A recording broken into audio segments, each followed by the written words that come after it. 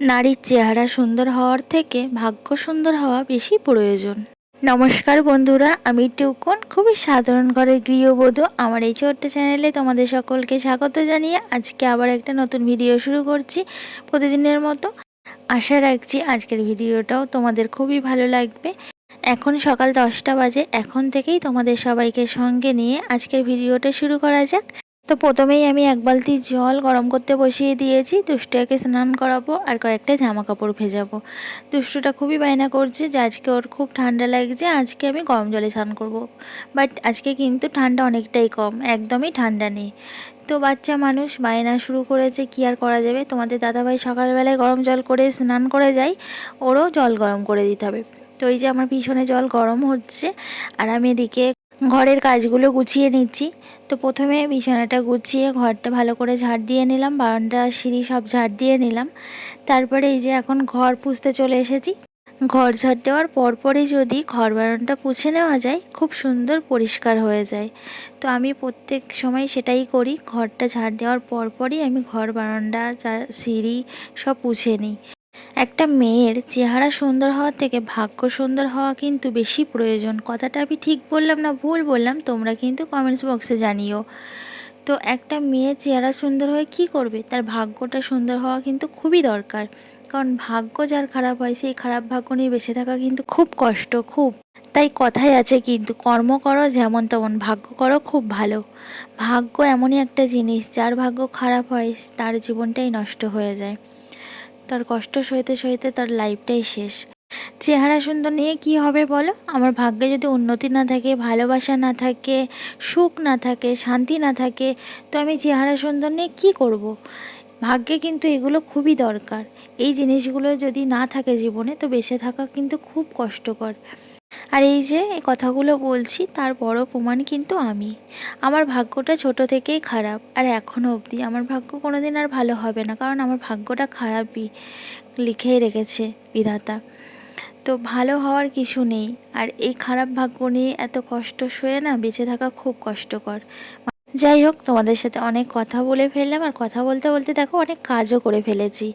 তো আমি নিচের সব কাজ কমপ্লিট করে ওপরে এলাম, ওপরের ঘর ঝাড় দিয়ে ওপরে ঘর গুছিয়ে ঘর দুয়ারগুলো পুছে নিয়েছি। এখন কয়েকটা বাসন আছে বেসিনে, সেই বাসনগুলো ধুয়ে নেবো। বাসন মাজতে মাজতে আমার প্রিয় বন্ধুদের নামগুলো নিয়ে নিই চলো।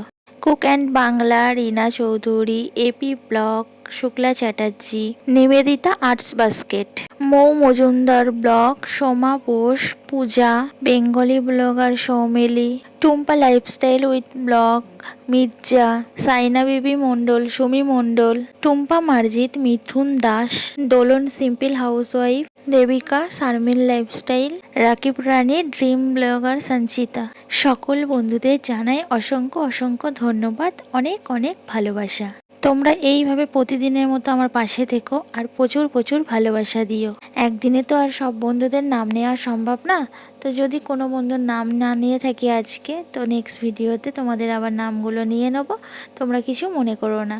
তো দেখো আমার বাসনগুলো মাজা হয়ে গেছে, আর আমি এখন বাসনের ঝুড়িতে বাসনগুলো উবুর করে দিলাম।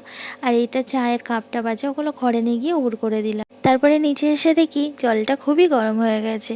তো দুষ্টাকে স্নান করিয়ে দিলাম, দিয়ে জামা কাপড় পরিয়ে দিয়েছি। এখন গা হাত পাতে ময়শ্চারাইজার তুলে দিচ্ছি, তারপর মুখটাতে একটু ক্রিম মাখিয়ে দেবো। আর ওর অবস্থা দেখো, ও কার্টুন দেখছে। ওর এক্সাম শেষ হয়ে গেছে, তো আমাকে বলেছিল এক্সাম শেষ হয়ে গেলে আমাকে কার্টুন দেখতে দিতে হবে স্নান করার পর।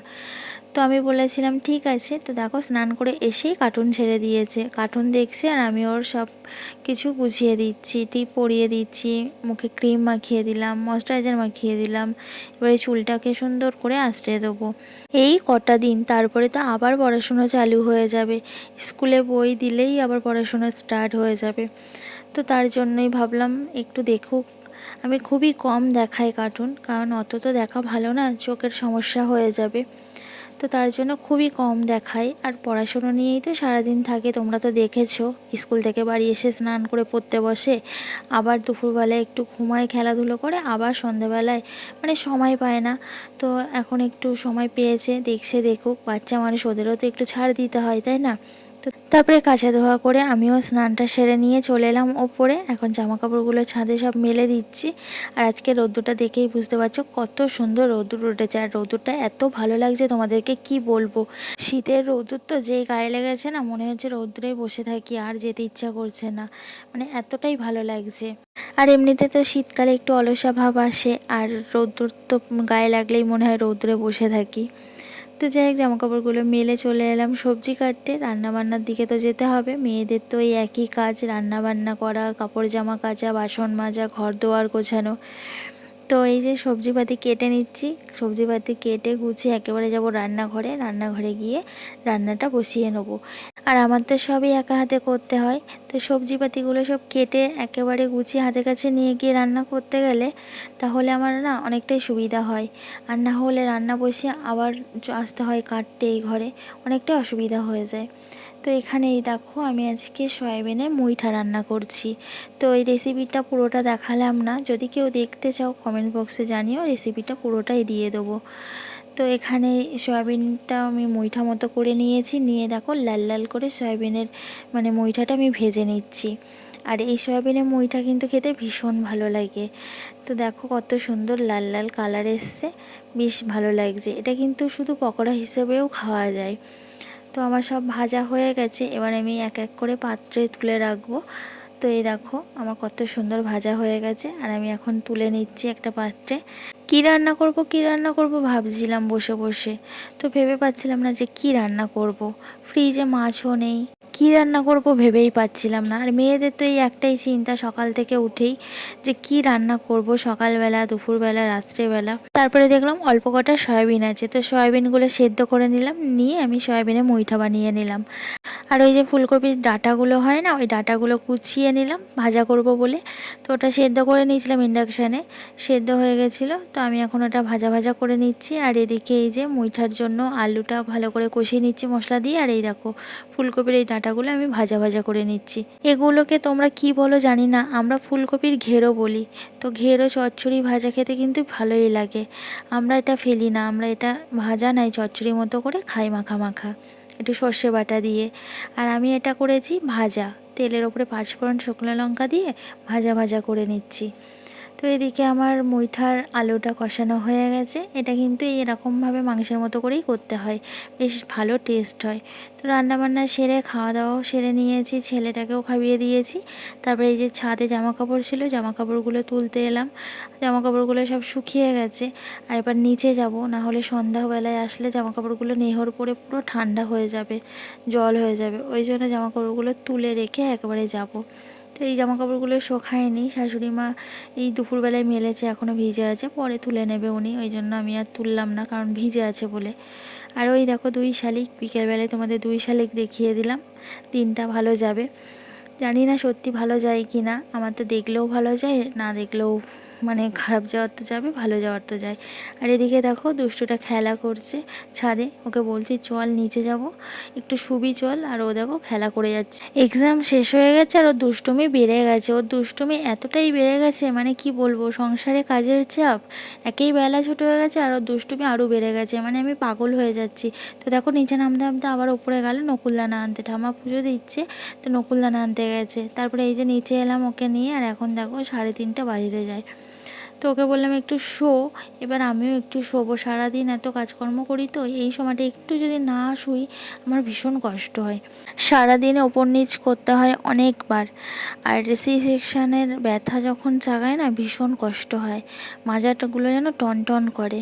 তো দুষ্টুপুরোকে শোয়াতে শোয়াতে আমিই ঘুমিয়ে পড়েছিলাম। কখন সন্ধ্যা হয়ে গেছে বুঝতেই পারিনি, সন্ধ্যা হয়ে গেছে দেখে ঝটপট করে তেড়ে উঠলাম। তো চা করব, চিনি নেই। দুষ্টুটা আর ওর দিদি দেখো চিনি আনতে যাচ্ছে, কর্নারটাই দোকান আছে একটা। তো চিনিটা নিয়ে আসুক, তারপরে চা বসাবো। একটু চা না খেলে না হয় না, বারণ করলাম যেতে হবে না, তো বললো যাই নিয়ে আসি। আর ওই কর্নারটাই তো একদম দেখা যাচ্ছে ওপর থেকে। তো এই যে চিনি নিয়ে এসছে, এখন চিনিটা আমি কৌটোতে ঢেলে নিচ্ছি। চাটা বসিয়ে দিয়েছি, ওদিকে জলটা গরম হয়ে গেছে, তো চায়ে চিনি দেব।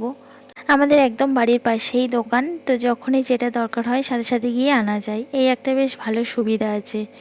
তো এখানে দেখো চাটা ফুটে গেছে, এখন চাটা নামিয়ে ছেঁকে নেবো। তো দুধ চা করে নিলাম।